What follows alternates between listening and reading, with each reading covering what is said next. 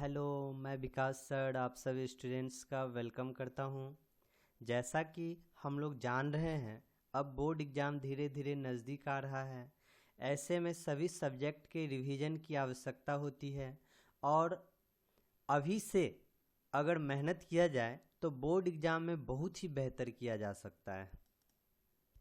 तो आइए आज के वीडियो में हम लोग क्लास 12th के फिजिक्स में सबसे पहले इलेक्ट्रोस्टैट चैप्टर का रिवीजन करते हैं।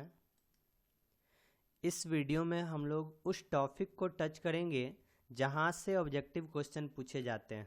इस वीडियो में बताए गए सभी बातों को अगर आप ध्यानपूर्वक सुनेंगे समझेंगे तो आपके लिए ऑब्जेक्टिव क्वेश्चन बहुत आसान हो जाएगा और आपसे बोर्ड एग्जाम में एक भी ऑब्जेक्टिव क्वेश्चन नहीं छूटेगा। तो स्टार्ट करते हैं। सबसे पहले जो हमारा चैप्टर है फिजिक्स में इलेक्ट्रोस्टैट।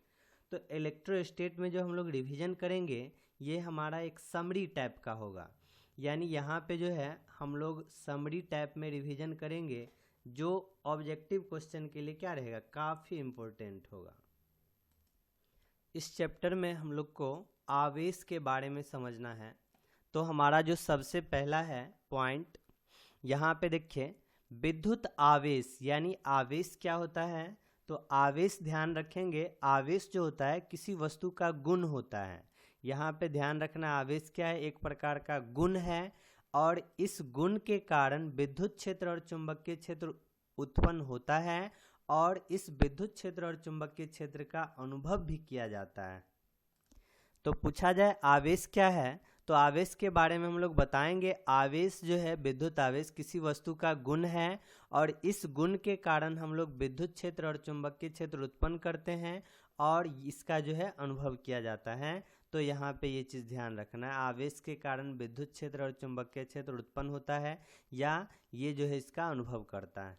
अब इसके बाद हमारा जो अगला टॉपिक है यहाँ पे है जब कोई उदासीन वस्तु, यानी उदासीन वस्तु का बात करेंगे तो कोई भी वस्तु उदासीन होता है तो उस उदासीन वस्तु पे इलेक्ट्रॉन का संख्या और प्रोटॉन का संख्या दोनों संख्या बराबर होता है। इलेक्ट्रॉन के बारे में जान रहे कि इस पे निगेटिव चार्ज होता है और प्रोटॉन मतलब पॉजिटिव चार्ज होता है। तो अगर कोई उदासीन वस्तु है तो उसमें इलेक्ट्रॉन का संख्या और प्रोटॉन का संख्या दोनों क्या रहेगा, बराबर रहेगा। तो उदासीन वस्तु हमारे पास है, इस उदासीन वस्तु से अगर इलेक्ट्रॉन ग्रहण होता है, यानी कोई भी उदासीन वस्तु जो है वो इलेक्ट्रॉन ग्रहण करता है तो ऋण आवेशित हो जाएगा। यानी हमारे पास ये जो उदासीन वस्तु है, इस उदासीन वस्तु पर अगर इलेक्ट्रॉन आता है तो ये वस्तु हमारा क्या हो जाएगा, ऋण आवेशित वस्तु हो जाएगा। ये चीज़ ध्यान रखना है। इसके बाद फिर यहाँ है कि ऋण आवेशित वस्तु में जो हमारा ऋण आवेशित बॉडी हो गया, ऋण आवेशित वस्तु हो गया, इसमें इलेक्ट्रॉन की संख्या जो होता है वो प्रोटॉन की संख्या से अधिक होता है। इलेक्ट्रॉन की संख्या किससे, प्रोटॉन की संख्या से अधिक हो जाएगा।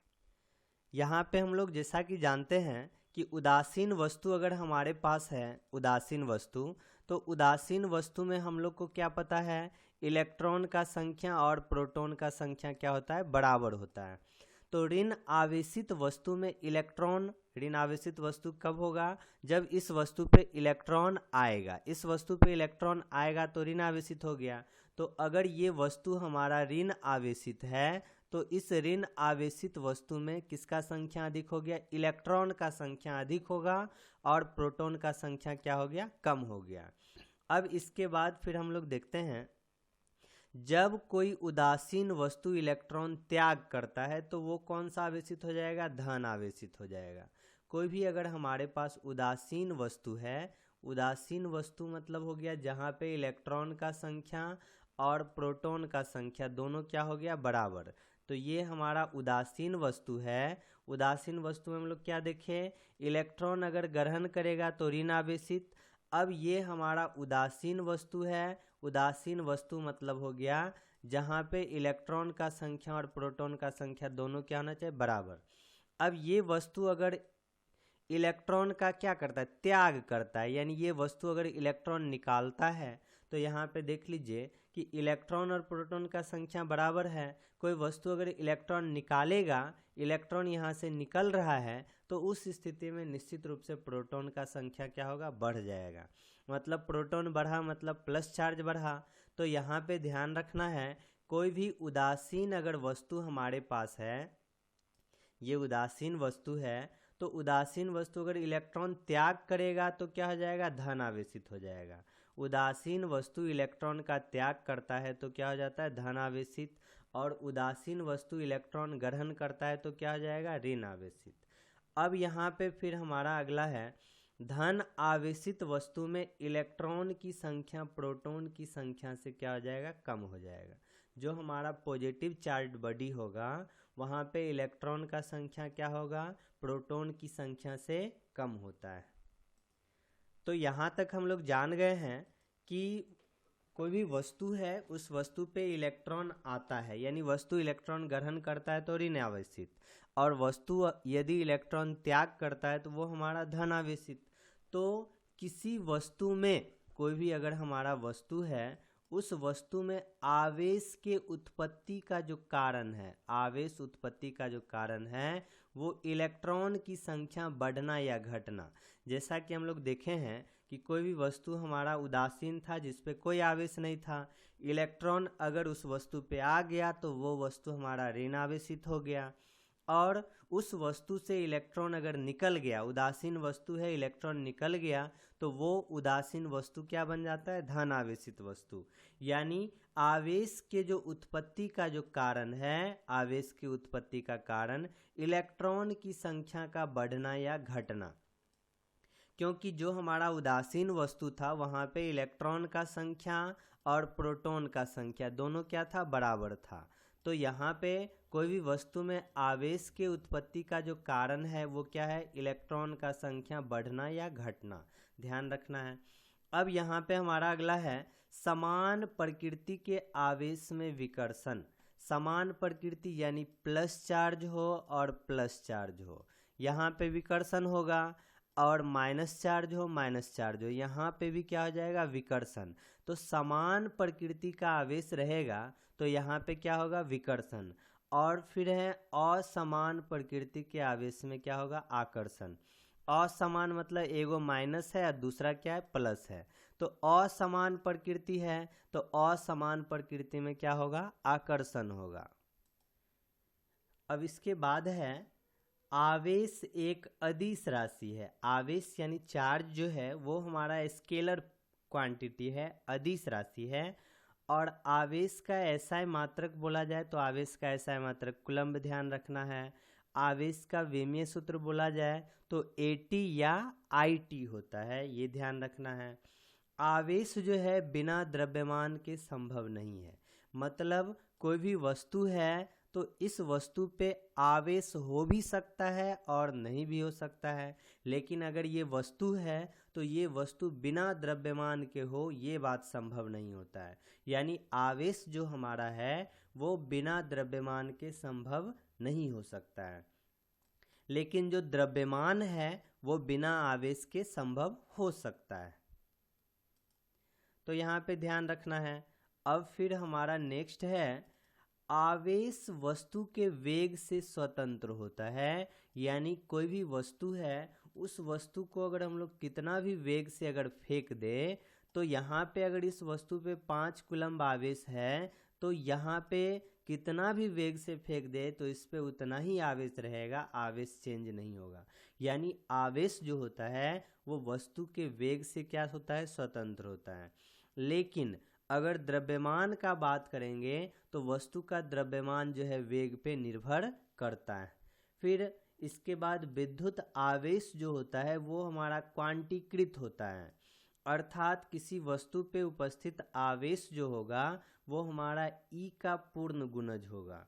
यहाँ पे कहने का अर्थ हुआ कि कोई भी वस्तु पे आवेश जो होता है वो क्वांटीकृत होता है। क्वांटीकृत मतलब हो गया कि अगर हमारा कोई भी वस्तु है, इस वस्तु से अगर हम लोग इलेक्ट्रॉन निकालेंगे तो या तो 1 इलेक्ट्रॉन निकाल सकते हैं, या 2 इलेक्ट्रॉन निकाल सकते हैं, या 3 इलेक्ट्रॉन निकाल सकते हैं, या 300, 400, 500 जब भी इलेक्ट्रॉन निकालेंगे या जब भी इस वस्तु पे इलेक्ट्रॉन हम डालेंगे तो हर हाल में एक पूर्ण संख्या होगा।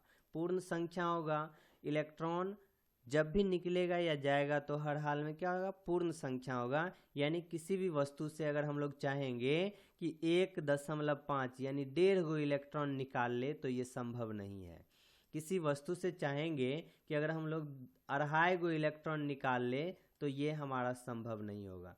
जब भी होगा किसी वस्तु पे जो उपस्थित आवेश है, इस वस्तु में अगर आवेश होगा तो 1 इलेक्ट्रॉन का आवेश होगा, 2 इलेक्ट्रॉन, जब भी होगा हर हाल में पूर्ण संख्या का आवेश होगा।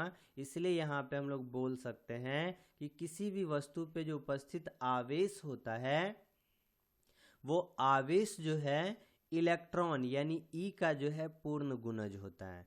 अगर पूछा जाए सबसे छोटा आवेश, सबसे कम आवेश जो होता है वो 1 इलेक्ट्रॉन का आवेश होता है। और 1 इलेक्ट्रॉन पे कितना आवेश होता है? 1.6 गुना 10 के पावर -19 कूलम्ब होता है। तो यहाँ पे जो है किसी वस्तु पे आवेश हम लोग बोलेंगे Q बराबर NE। ये फॉर्मूला को ध्यान रखना है, Q बराबर NE। तो Q हमारा हो गया आवेश, N हो गया इलेक्ट्रॉन का संख्या।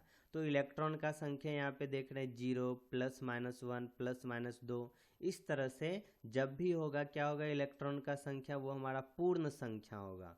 और यहाँ पे जो E है उसका वैल्यू 1.6 गुना 10 के पावर -19 कूलम्ब होगा।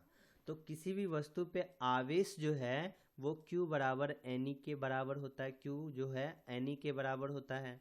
तो यहाँ पे इस फॉर्मूला से बहुत सारा ऑब्जेक्टिव क्वेश्चन भी न्यूमेरिकल के रूप में डाला जाता है, तो इस फॉर्मूला को ध्यान रखेंगे। अब हमारा है जो स्थिर आवेश है, जो रुका हुआ आवेश है, वो हमारा केवल और केवल विद्युत क्षेत्र उत्पन्न करता है। यहाँ पे भी ध्यान रखना है, रुका हुआ आवेश क्या उत्पन्न करेगा? केवल और केवल विद्युत क्षेत्र उत्पन्न करता है। एक समान वेग से गतिशील, एक समान वेग से अगर कोई गतिशील आवेश है तो ये विद्युत क्षेत्र के साथ साथ चुंबकीय क्षेत्र भी उत्पन्न करता है। ध्यान रखेंगे, स्थिर आवेश क्या उत्पन्न करेगा? केवल और केवल विद्युत क्षेत्र। लेकिन एक समान वेग से जो गतिशील आवेश होगा वो हमारा विद्युत क्षेत्र के साथ साथ चुंबकीय क्षेत्र भी उत्पन्न करेगा। और अगर त्वरित आवेश है, आवेश में अगर त्वरण के साथ गतिशील है तो ये आवेश जो है विद्युत क्षेत्र भी उत्पन्न करेगा, चुंबकीय क्षेत्र भी उत्पन्न करेगा और चुंबकीय तरंग के रूप में ऊर्जा का भी उत्सर्जन करेगा। विद्युत चुंबकीय तरंग के रूप में ऊर्जा का भी क्या करेगा? उत्सर्जन करेगा। तो इस तरह से हम लोग ध्यान रखेंगे, स्थिर आवेश केवल और केवल विद्युत क्षेत्र, एक समान वेग से गतिशील आवेश विद्युत क्षेत्र और चुंबकीय क्षेत्र, त्वरित आवेश जो है विद्युत क्षेत्र, चुंबकीय क्षेत्र और विद्युत चुंबकीय तरंग के रूप में ऊर्जा का भी उत्सर्जन करता है। इसके बाद जो आवेशन का तरीका होता है, किसी भी वस्तु को आवेशित करेंगे तो चालन विधि से अगर हम लोग आवेशित करते हैं किसी वस्तु को, किसी उदासीन वस्तु को, तो आवेशित वस्तु से चालक तार के द्वारा संयोजित करके आवेशित करते हैं। मतलब अगर कोई भी वस्तु है, उदासीन वस्तु है, इस उदासीन वस्तु को अगर हम लोग को आवेशित करना है, अगर चालन विधि का प्रयोग करेंगे, ये हमारा वस्तु है, ये हमारा उदासीन वस्तु अगर यहाँ पे मान लेते हैं उदासीन वस्तु है, इस वस्तु को क्या करना है? आवेशित करना है। तो यहाँ पे पहले से एक आवेशित वस्तु रखेंगे और इस आवेशित वस्तु के साथ क्या करेंगे? इसको चालक तार के द्वारा जोड़ देंगे तो ये हमारा उदासीन वस्तु जो है ये भी क्या हो जाएगा? आवेशित हो जाएगा। तो ध्यान रखेंगे, चालन विधि हो गया, किसी उदासीन वस्तु को आवेशित वस्तु से चालक तार संयोजित करके आवेशित करते हैं। किस विधि में? चालन विधि में। अब इसके बाद हमारा जो है प्रेरण विधि। प्रेरण विधि क्या है? तो प्रेरण विधि के द्वारा जो है उदासीन वस्तु को आवेशित वस्तु के निकट रखकर, यानी यहाँ पे हमारे पास पहले से कोई आवेशित वस्तु है और इस आवेशित वस्तु के निकट कोई भी उदासीन वस्तु रख देंगे तो यहाँ पे इस आवेशित वस्तु के कारण ये उदासीन वस्तु अगर हमारा आवेशित हो जाता है तो ये विधि जो है हमारा प्रेरण विधि होता है। ये सब क्लासरूम में आप लोग को पूरा डिटेल से समझाया गया है। यहाँ पे शॉर्ट में हम लोग को रिवीजन करते हुए आगे बढ़ना है। प्रेरण विधि के द्वारा वस्तु को असमान प्रकृति के आवेश से आवेशित किया जा सकता है। यानी हमारे पास ये धन आवेशित वस्तु है और यहाँ पे जो उदासीन वस्तु है इसको हम लोग ऋण आवेशित कर सकते हैं। लेकिन चालन विधि में अगर हमारे पास धन आवेशित वस्तु है तो किसी वस्तु को अगर उदासीन वस्तु को आवेशित करेंगे, इस पे धन आवेश है तो ये भी हमारा क्या हो जाएगा, धन आवेशित ही होगा। लेकिन प्रेरण विधि में जो है विपरीत प्रकृति के आवेश से आवेशित हम लोग कर सकते हैं। इसके बाद तीसरा पढ़े होइएगा घर्षण विधि। तो घर्षण विधि में क्या करते हैं, उदासीन वस्तु है हमारे पास, दो उदासीन वस्तु है, उसको परस्पर घर्षित करके आवेशित कर देते हैं। इसके बाद रेखीय घनत्व, तो यहाँ से भी क्वेश्चन पूछा जाता है, ऑब्जेक्टिव क्वेश्चन। आवेश का जो रेखीय घनत्व होता है जिसको हम लोग लैम्डा द्वारा सूचित करते हैं और इसका फॉर्मूला होता है Q/L। यानी एकांक लंबाई में जो आवेश रहता है इसी आवेश को आवेश का रेखीय घनत्व कहते हैं। तो आवेश का रेखीय घनत्व ध्यान रखना है, लैम्डा बराबर Q/L। आवेश का हमारा जो पृष्ठीय घनत्व है, पृष्ठीय घनत्व क्या आ जाएगा, सिग्मा बराबर Q/A। पृष्ठीय घनत्व का भी फॉर्मूला ध्यान रखेंगे, सिग्मा बराबर Q/A। यानी एकांक क्षेत्रफल पे जो आवेश रहता है वही हमारा आवेश का पृष्ठीय घनत्व। आवेश का आयतनिक घनत्व क्या है, रो बराबर होता है Q/V। यानी एकांक आयतन में जो आवेश रहता है इसी को हम लोग आवेश का आयतनिक घनत्व, तो रो बराबर Q/V। ये चीज़ ध्यान रखना है। इसके बाद हमारा जो है नेक्स्ट है चालक पदार्थ को आवेशित करने पर आवेश जो है इसके बाहरी सतह पे फैल जाता है। कोई भी हमारा चालक है, इस चालक को आवेशित करेंगे तो आवेश जो है इसके पूरे सतह पे क्या हो जाएगा, फैल जाएगा, पूरे सतह पे फैल जाता है। दो स्थिर बिंदु आवेश के बीच लगने वाला आकर्षण या विकर्षण बल, यानी दोगो अगर हमारे पास स्थिर बिंदु आवेश है, आवेश कैसा है, बिंदु के रूप में, तो यहाँ पे लगने वाला आकर्षण या विकर्षण बल का जो परिमाण होगा वो आवेशों के गुणनफल के सीधा समानुपाती। यानी यहाँ पे जो बल लगेगा वो Q1 × Q2। दो गो आवेश हमारे पास है, पहला है Q1 और दूसरा हमारा क्या है, Q2 है। तो दोनों बिंदु आवेश के बीच जो बल लगेगा, आकर्षण या विकर्षण बल जो लगेगा वो आवेशों के गुणनफल के क्या होगा, सीधा समानुपाती, और इसके बीच की दूरी के वर्ग के व्युत्क्रमानुपाती होता है। और इस बात को ही हम लोग कूलम्ब का नियम कहते हैं। तो कूलम्ब का नियम भी ध्यान रखना है, ये भी इम्पोर्टेंट हमारा है। तो यहाँ पे ये दो स्थिर बिंदु आवेश के बीच लगने वाला बल जो है कूलम्ब साहब ने ही दिया था। तो यहाँ पे दो स्थिर बिंदु आवेश के बीच लगने वाला बल का क्या फॉर्मूला हो जाएगा, F बराबर 1/4πε0 Q1 Q2/R²। और यहाँ पे जो हम लोग देख रहे हैं 1/4πε0, इस 1/4πε0 का मान हो जाएगा 9 × 10⁻⁹ newton metre square coulomb inverse 2। अब यहाँ पे जो कूलम्ब का बल है, कूलम्ब का नियम जिससे बल का फॉर्मूला निकला है, तो ये हमारा स्थिर विद्युत बल कहलाएगा और इसी को हम लोग कूलम्ब का बल भी कहेंगे। तो कूलम्ब का जो बल है उसको स्थिर विद्युत बल भी बोल सकते हैं। पूछा जाएगा स्थिर विद्युत बल का फॉर्मूला, तो F बराबर 1/4πε0 Q1 Q2/R², और इसी को कूलम्ब का बल। तो ये दोनों हमारा कैसा बल है, केंद्रीय बल है। इसके बाद गुरुत्वाकर्षण बल, तो जो गुरुत्वाकर्षण बल होता है वो किसके बीच लगता है, द्रव्यमानों के बीच लगता है। और कूलम्ब का बल किसके बीच लगा, आवेशों के बीच लगा। गुरुत्वाकर्षण बल जो है वो हमारा द्रव्यमानों के बीच लगता है और इसका फॉर्मूला क्या होता है, F बराबर G m1m2/R²।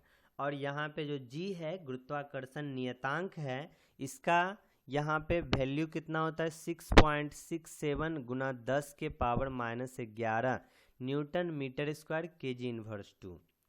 आवेशों के बीच लगने वाले बल को ही क्या कहते हैं, स्थिर विद्युत बल कहते हैं, और इसका फॉर्मूला यहाँ पे हम लोग देखे हुए हैं। अब फिर हमारा नेक्स्ट है, जब दो आवेश को दो बराबर भागों में बांट दिया जाता है तो उसके बीच लगने वाला बल क्या होता है, महत्तम होता है। जैसे अगर हमारे पास 60 कूलम्ब है और बोला जाए कि इस आवेश को जो है ना 2 भाग में बांटना है, 2 भाग में बांटना है, ताकि लगने वाला बल क्या होना चाहिए, महत्तम होना चाहिए। तो अगर 60 कूलम्ब है तो इसको 2 भाग में बराबर भाग में बांटेंगे तो कितना हिस्सा आएगा, 30 कूलम्ब और 30 कूलम्ब। तो यहाँ पे अगर दोनों 30 कूलम्ब अगर रख देते हैं कुछ दूरी पर, तो यहाँ पे लगने वाला बल क्या हो जाएगा, हमारा महत्तम हो जाएगा। यानी किसी भी आवेश को 2 भाग में अगर बांट देते हैं तो उनके बीच लगने वाला बल क्या होगा, हमारा महत्तम यानी सबसे अधिकतम होगा। तो यहाँ पे इस बात को भी समझ गए। अगर 120 कूलम्ब होता तो 2 भाग में बांटना है, 60-60 करके बांटेंगे तो वहाँ पे लगने वाला बल क्या होगा, महत्तम होगा। अब यहाँ पे देखिए विद्युत तीव्रता का परिभाषा भी याद रखना, ये 2 अंकीय प्रश्न के रूप में भी पूछा जाता है। तो यहाँ पे विद्युत तीव्रता क्या होगा, तो हम लोग जान रहे हैं विद्युत तीव्रता को ई द्वारा दर्शाते हैं। तो कोई भी आवेश है, इस आवेश पे लगने वाला बल विद्युत क्षेत्र में किसी बिंदु आवेश पर एकांक धन आवेश पर जो लगने वाला बल होता है वही हमारा क्या कहलाता है, विद्युत तीव्रता। तो हमारा कोई विद्युत क्षेत्र है, इस विद्युत क्षेत्र में कोई भी एकांक धन आवेश है, इस धन आवेश पे जो बल लग रहा है वही बल हमारा क्या है, विद्युत तीव्रता है। और विद्युत तीव्रता का मात्रक हम लोग जान रहे हैं न्यूटन कूलम्ब इनवर्स 1। ये विद्युत तीव्रता हमारा एक सदिश राशि है, तो इसको भी ध्यान रखेंगे क्योंकि बहुत सारा ऐसा भी क्वेश्चन आ जाता है जहाँ पे सदिश पूछा जाता है।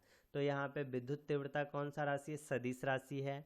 और यहाँ पे विद्युत तीव्रता का जो मात्रक होगा, यहाँ पे बल के लिए न्यूटन हो गया, आवेश के लिए कूलम्ब, तो न्यूटन कूलम्ब इनवर्स 1 हो गया। और इसका मात्रक वोल्ट मीटर इनवर्स 1 भी होता है, और वोल्ट मीटर इनवर्स 1 होता है क्योंकि हम लोग आगे जो पढ़ेंगे वहाँ पे एक जगह फॉर्मूला आएगा E बराबर V बट्टा में R। तो विभव यहाँ पे विभव के लिए वोल्ट हो गया और दूरी के लिए यहाँ पे मीटर। तो इस तरह से विद्युत तीव्रता का मात्रक न्यूटन कूलम्ब इनवर्स 1 भी ध्यान रखना है और वोल्ट मीटर इनवर्स 1 भी ध्यान रखना है। अब इसके बाद विद्युत तीव्रता का जो विमीय सूत्र होता है MLT इनवर्स 3 I इनवर्स 1 होता है। अब इसके बाद विद्युत तीव्रता जो होता है हमारा बिंदु फलन होता है, क्योंकि बिंदु बदल जाएगा तो विद्युत तीव्रता का मान भी क्या होता है, बदल जाता है। नेक्स्ट पे चल रहे हमारा, नेक्स्ट है स्थिर विद्युत आवेश। स्थिर बिंदु आवेश के कारण किसी बिंदु पर विद्युत तीव्रता, अगर कोई आवेश हमारा है स्थिर बिंदु आवेश, इस बिंदु आवेश के कारण अगर कहीं पे भी r दूरी पर है, r दूरी पर यहाँ पे कोई आवेश हमारा है, r दूरी पर अगर यहाँ पे बोला जाए कि विद्युत क्षेत्र की तीव्रता कितना होगा, तो विद्युत क्षेत्र की तीव्रता हो जाएगा E बराबर 1/4πε0 Q बट्टा में R²। तो यहाँ पे 1/4πε0 का मान पढ़ चुके हैं ऊपर में, 9 × 10⁻9। और यहाँ पे Q आवेश है और R क्या हो गया, दूरी हो गया। इसके बाद आवेशित कण का अगर त्वरण पूछा जाए, त्वरण निकालने के लिए, तो A बराबर QE बट्टा में M, ये फॉर्मूला ध्यान रखना है। यहाँ पे A जो है आवेशित वस्तु का त्वरण, और Q क्या हो गया, आवेश हो गया। E क्या है, विद्युत तीव्रता या विद्युत क्षेत्र की तीव्रता। M क्या है, वस्तु का द्रव्यमान। अब इसके बाद विद्युत बल रेखा, विद्युत बल रेखा जो होता है वो विद्युत क्षेत्र में खींची गई काल्पनिक रेखा होता है, लेकिन इसके द्वारा जो है प्रदर्शित विद्युत क्षेत्र, जो विद्युत क्षेत्र को दर्शा रहा है वो हमारा वास्तविक होता है। लेकिन ये विद्युत बल रेखा जो होता है वो क्या होता है, काल्पनिक रेखा है।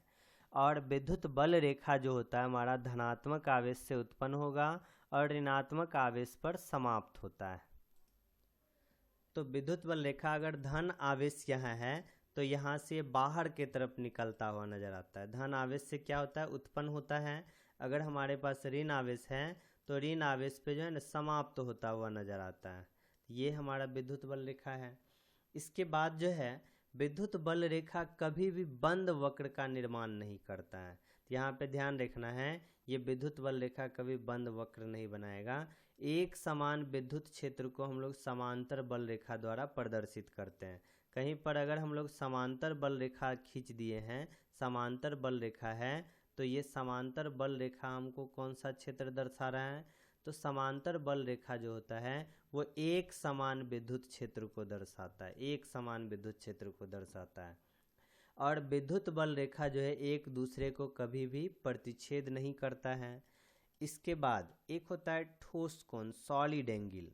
तो ठोस कोण जो होता है जिसको हम लोग ओमेगा द्वारा दर्शाते हैं, ओमेगा जो होता है एस कॉस थीटा बट्टा में आर स्क्वायर होता है, और इसका यूज हम लोग को गॉस का जो प्रमेय होता है वहाँ पे सिद्ध करने में भी इसका उपयोग होता है।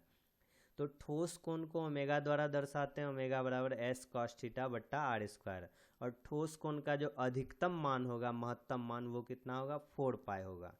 इसके बाद विद्युत फ्लक्स है।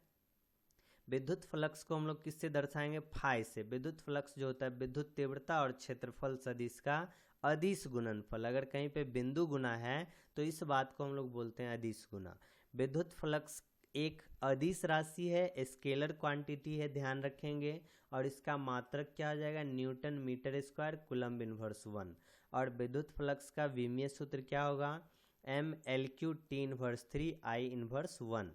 इसके बाद जो है गॉस का प्रमेय। गॉस का प्रमेय क्या होता है, किसी बंद सतह से होकर गुजरने वाला कुल विद्युत फ्लक्स सतह के अंदर उपस्थित कुल आवेश का क्या होता है, 1/ε0 गुना होता है। तो गॉस का प्रमेय जब भी काम करेगा तो बंद सतह के लिए करेगा। बंद सतह के अंदर गुजरने वाला जो विद्युत फ्लक्स होता है, सतह के अंदर जो भी आवेश है उस आवेश का 1/ε0 गुना होता है। यानी यहाँ पे फाई बराबर क्या हो जाएगा, Q बट्टा में ε0 हो जाएगा। ये हमारा गॉस का प्रमेय है।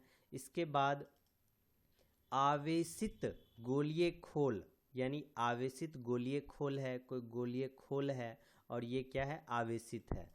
तो आवेशित गोलीय खोल के कारण अगर विद्युत तीव्रता बोला जाता है, आवेशित गोलीय खोल के कारण विद्युत तीव्रता, तो फॉर्मूला हो जाता है E बराबर 1/4πε0 Q बट्टा में आर स्क्वायर।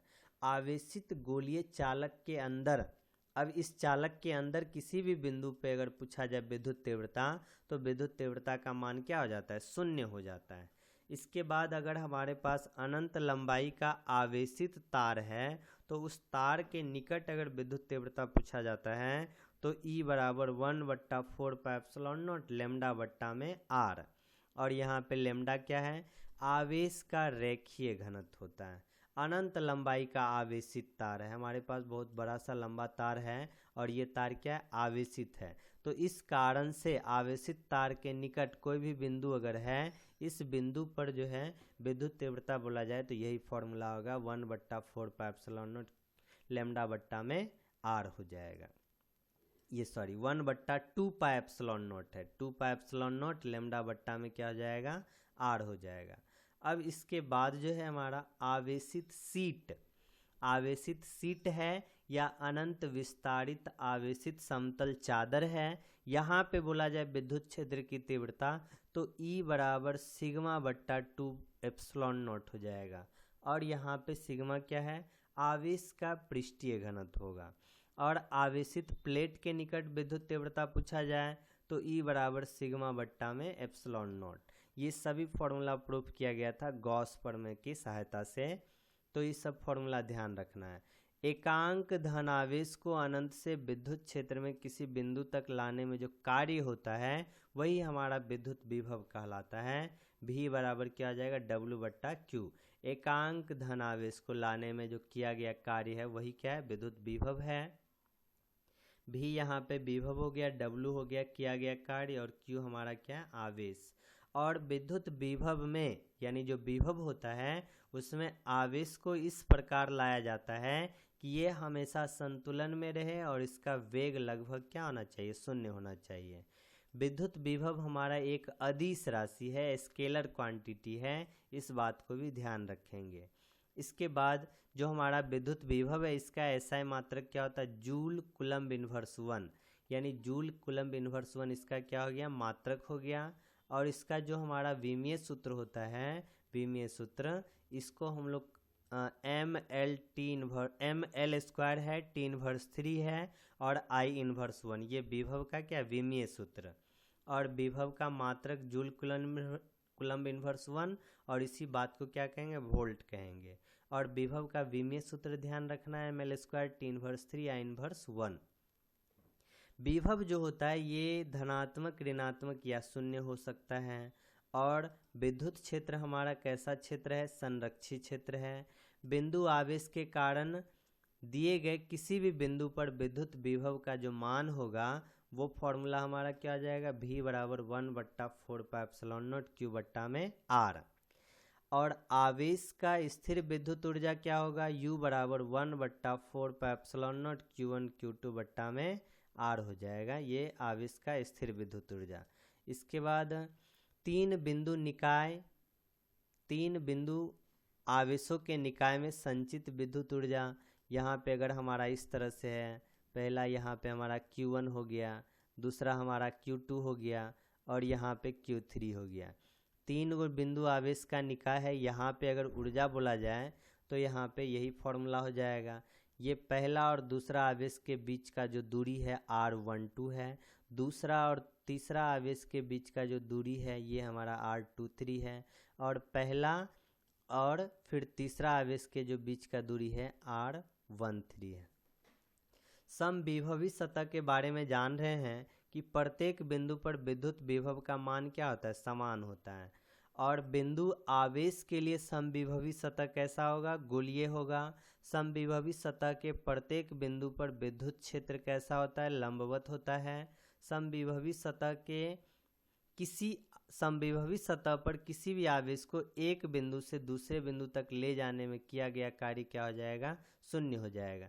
यानी हमारे पास बिंदु आवेश के कारण जो समविभवी सतह है, यहाँ पे अगर कोई भी आवेश है तो इस आवेश को एक बिंदु से दूसरे बिंदु तक अगर ले जा रहे हैं, यहाँ तक ले जा रहे हैं, एक बिंदु से दूसरे बिंदु तक कहीं पे भी ले जाएंगे तो यहाँ पे किया गया कार्य क्या हो जाएगा? शून्य हो जाएगा।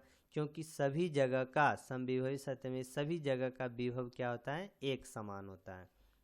समविभवी सतह जो है कभी भी एक दूसरे को प्रतिच्छेद नहीं करेगा।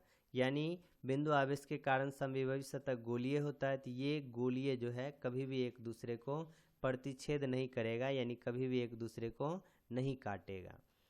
फिर हमारा अगला है समविभवी सतह कभी भी एक दूसरे को प्रतिच्छेद नहीं करता है। प्रबल विद्युत क्षेत्र में समविभवी सतह एक दूसरे के निकट होगा और दुर्बल में क्या हो जाएगा? एक दूसरे से दूर हो जाएगा। विद्युत क्षेत्र में किसी बिंदु पर विद्युत विभव का ऋणात्मक प्रबलता जो होता है विद्युत तीव्रता के बराबर होता है, यानी E बराबर -dV/dr। कभी कभी ऑब्जेक्टिव क्वेश्चन में यहाँ पे डाला जा सकता है E बराबर -dV/dx के रूप में भी रह सकता है, तो यहाँ पे ध्यान रखना है E बराबर होता है -dV/dr हो जाता है। फिर इसके बाद विद्युत द्विध्रुव आघूर्ण जिसको हम लोग P द्वारा दर्शाते हैं, P बराबर क्या होता है? Q × D। ये फॉर्मूला भी ध्यान रखेंगे। विद्युत द्विध्रुव जो है ये एक सदिश राशि है, यानी वेक्टर क्वांटिटी है और इसका जो दिशा होगा ऋण आवेश से धन आवेश की ओर होता है। फिर विद्युत द्विध्रुव आघूर्ण का ऐसा मात्रक बोला जाए तो आवेश का कूलम्ब और दूरी का मीटर, तो कूलम्ब मीटर हो जाता है और इसका विमीय सूत्र जो है ITL। आवेश का IT होता है, डिस्टेंस का L होता है, तो ITL हो जाएगा। फिर इसके बाद बल आघूर्ण जो है वो किसी वस्तु या कण को घूर्णन गति कराने के लिए आवश्यक है। कोई भी कण है उस कण को घूर्णन गति कराने के लिए जो बल लगता है वही हमारा क्या होता है? बल आघूर्ण होता है। और जो बल आघूर्ण है वो कौन सा राशि है? सदिश राशि है, वेक्टर क्वांटिटी है। विद्युत द्विध्रुव को एक समान विद्युत क्षेत्र में रखने पर लगने वाला परिणामी बल क्या होता है? शून्य होता है। विद्युत द्विध्रुव होता क्या है? विद्युत द्विध्रुव मतलब हो गया समान परिमाण। परिमाण क्या होना चाहिए? समान परिमाण का दो विजातीय आवेश, यानी एक माइनस है तो दूसरा प्लस है, इस दोनों को अल्प दूरी पर रख देते हैं तो ये जो हमारा निकाय बना है यही निकाय हमारा विद्युत द्विध्रुव होता है। तो विद्युत द्विध्रुव को एक समान विद्युत क्षेत्र में रख देंगे तो इस पे लगने वाला जो बल आघूर्ण होगा तो बल आघूर्ण का फॉर्मूला हो जाएगा टाउ बराबर P×E, यानी P sin थीटा। लेकिन अगर बल का बात करें, लगने वाला परिणामी बल, तो वो हमारा शून्य होगा। लेकिन बल आघूर्ण का बात करेंगे तो टाउ क्या हो जाएगा? P×E, यानी P sin थीटा हो जाएगा।